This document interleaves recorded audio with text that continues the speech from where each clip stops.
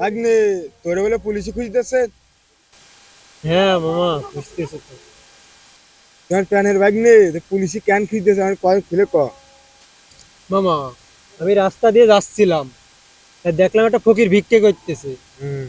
আমি ওরা 10টা টাকা দিতেছিলাম। তা আমার পকেটে হাতে দেখি 100 টাকার একটা নোট আছে। আমি ওরা 100 টাকা দিয়ে 90 টাকা নিলাম। নিলি এবার মনে কর, রাস্তাতে একটা সাংবাদিক যাচ্ছিল, ও মনে কর ভিডিও করে মনে কর ও ফেসবুকে ছাড়িয়ে দিছে। আজকাল মামা ভালো কাজও করার কায়দা নেই, বুঝছিস?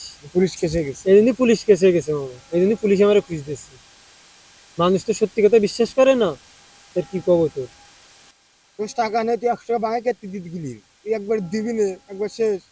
আমার যে মন, আমি যে জিনিসের দিকে তাকাই না সেই জিনিসের প্রতি আমার মায়া বেশি হয়, এই জন্য মনে কর দয়া মায়া বেশি, তো এই জন্য মনে কর টাকা দিতে গেছিলাম। এই জন্য মনে কর ধরা খেয়ে গেছি। Way way